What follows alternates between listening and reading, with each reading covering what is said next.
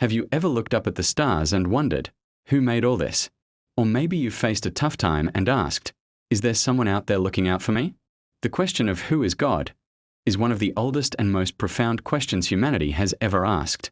It's a question that has sparked countless debates, inspired incredible art, and shaped entire civilizations.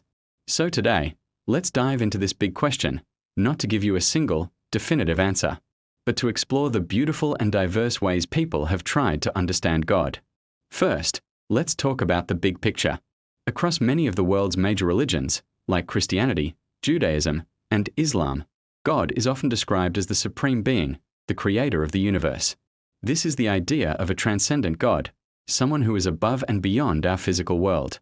Think of an artist and their painting. The artist exists outside the canvas, yet their thoughts, intentions, and creativity are all over it. In this view, God is the ultimate artist, and the universe is his masterpiece. This creator God is often seen as all-powerful, all-knowing, and all-good. He's the source of moral law, the ultimate judge, and the foundation of reality itself. This is the God who sets the stars in motion, who knows every grain of sand on the beach, and who cares deeply about the choices we make. But there's another, equally powerful idea, the immanent God. This is the idea that God isn't just out there somewhere, but is also in here, present within the world and within each of us. Many Eastern traditions, like Hinduism and certain schools of Buddhism, explore this idea beautifully. They might see the divine not as a separate person, but as the very fabric of reality, the consciousness that flows through all living things. It's the life force in the growing tree, the spark of awareness in your own mind. In this view, connecting with God isn't about reaching up to the heavens. It's about looking inward, through meditation, self-reflection, and compassion. The divine is the ocean, and we are all drops within it. So, finding God is like realizing you are, and always have been, part of this vast, interconnected whole. Now, let's get a bit more personal. How do people relate to God? Well, it's not always about abstract philosophy. For billions of people, God is a personal being, someone they can talk to, pray to, and have a relationship with. Think of God as a father, a mother, a friend, a guide. In Christianity, this relationship is central. Jesus referred to God as Abba, an intimate Aramaic word for father. This paints a picture of God not as a distant, intimidating force, but as a loving parent who cares for his children, celebrates their joys, and grieves their sorrows. He's someone you can turn to for comfort, guidance, and forgiveness. This personal God is involved in the nitty-gritty details of our lives, not just the grand cosmic scheme.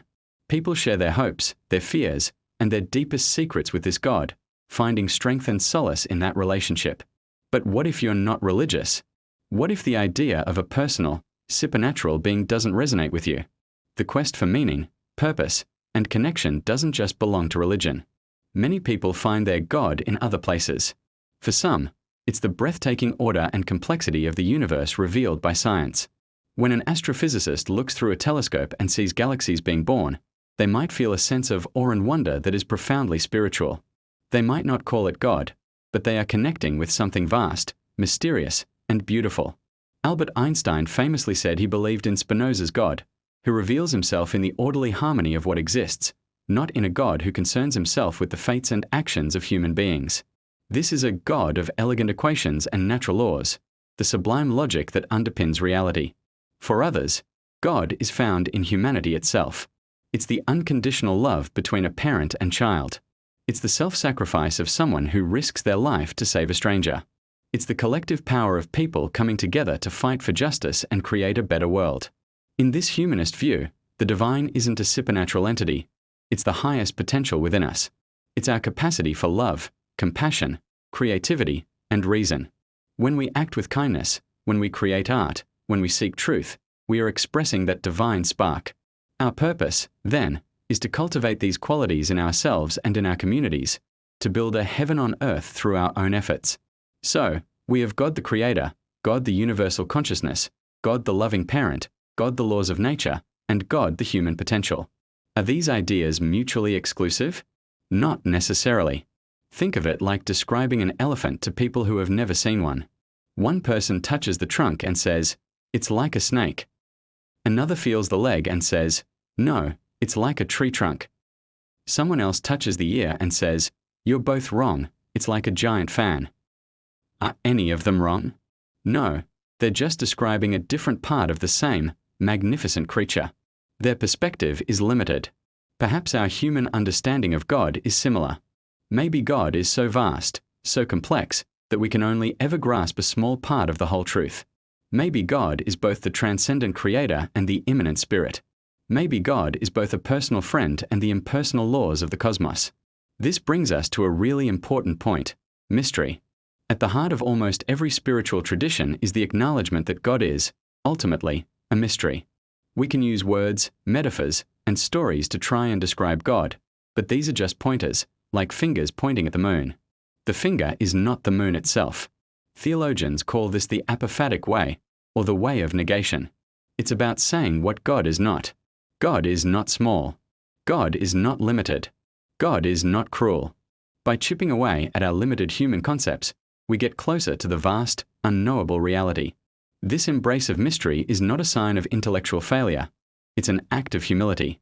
It's admitting that our human minds, which struggle to comprehend the size of the universe, probably can't fully wrap themselves around the one who created it.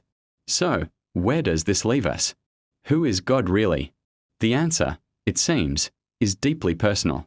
It's a journey, not a destination. It's a question that each of us gets to explore for ourselves. Maybe for you, God is the voice you hear in the silence of a morning prayer. Maybe God is the feeling of connection you get when you're hiking in a beautiful forest. Maybe God is the love you feel for your family and friends. Or maybe the question itself is the point. Maybe the act of asking, of seeking, of wondering, that is the spiritual practice. The quest to understand God has pushed humanity to create its most beautiful music, its most profound philosophy, and its most compassionate social movements. It has also, tragically, been used to justify conflict and division. But at its best, the question, who is God, invites us to look beyond ourselves, to connect with something larger, and to live with a greater sense of purpose and wonder. It encourages us to be more loving, more compassionate, and more humble. So I'll leave you with this thought. Instead of trying to find one final answer, what if we focused on the journey? What if we listened to the different answers people have found with an open heart? What if we looked for the divine in the world around us and in each other?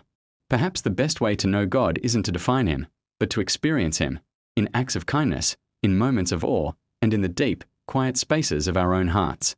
Thank you so much for joining me on this exploration today. It's a huge topic, and we've only just scratched the surface. If you found this thought-provoking, please hit that like button and subscribe for more deep dives into the big questions of life. I'd love to hear your own thoughts and experiences in the comments below. Who is God to you? Let's keep the conversation going. Thanks for watching.